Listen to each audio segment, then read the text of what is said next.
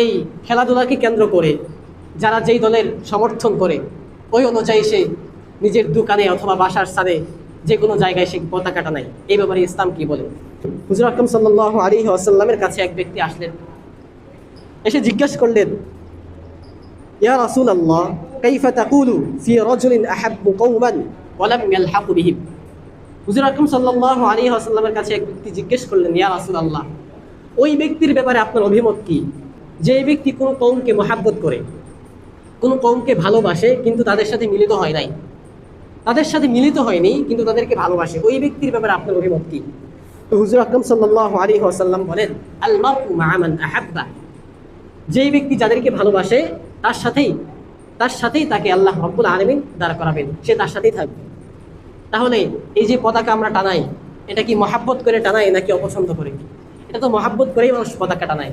তো আপনি যদি মহাব্বত করে পতাকা টানান, আল্লাহ রাসূল সাল্লাল্লাহু আলাইহি ওয়াসাল্লাম বলেন, যদিও আপনি সেই ব্যক্তির ধর্ম অবলম্বন করে নাই, আপনি পতাকা টানাচ্ছেন, হ্যাঁ, ওই ব্যক্তিকে মহাব্বত করে আপনি তাদের সাথে যদিও মিলিত হন নাই, তারপরেও আপনি আপনার বাসস্থান, আপনার অবস্থান হবে তাদের সাথে, আসন বসন হবে তাদের সাথে।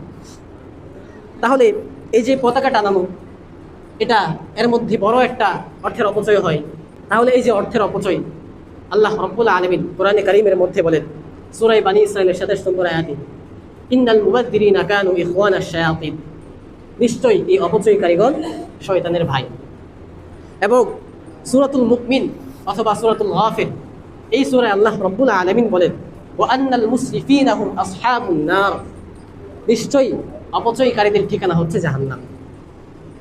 এবং আরেক আয়াতে আল্লাহ রাব্বুল আলামিন বলেন, ওয়ালা তুসরিফু ইন্নাহু লা ইউহিব্বুল মুসরিফিন, ওয়ালা তুসরিফু, তোমরা অপচয় করো না, ইন্নাহু লা ইউহিব্বুল মুসরিফিন, নিশ্চয়ই আল্লাহ রাব্বুল আলামিন অপচয়কারীদেরকে পছন্দ করেন না।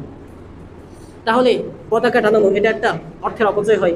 5 নম্বর কথা, এই খেলাধুলার ব্যাপারে ইসলাম কি বলে, মানে খেলাধুলা কোন ধরনের খেলাধুলা জায়েজ। 1 নম্বর, খেলাধুলা জায়েজ হবে তখন আপনি যদি শারীরিক ব্যায়ামের উদ্দেশ্যে, শরীর একটু ভালো লাগার জন্য আপনি যদি একটু খেলাধুলা করেন, হালকা খেলাধুলা করেন, তাহলে খেলাধুলা এটা জায়েজ হবে শারীরিক ব্যায়ামের উদ্দেশ্যে।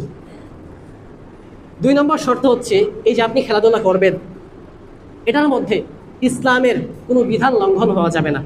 খেলাধুলা করতে যে হাঁটুর উপর প্যান্ট পরা যাবে না, টাকনুর নিচে পায়জামা পরা যাবে না, মারামারি কাটাকাটি, জুয়া, কোনো ধরনের বাজি, এই ধরনের কোনো কিছু থাকা যাবে না। তাহলে আপনাকে ইসলাম খেলাধুলার বৈধতা দেয়, আপনি খেলাধুলা করতে পারবেন।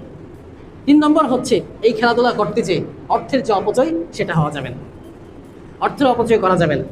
এখন এই যে বিশ্বকাপ খেলা চলছে, কি পরিমাণ টাকার অপচয় হচ্ছে এটার মধ্যে, যার কোনো হিসাব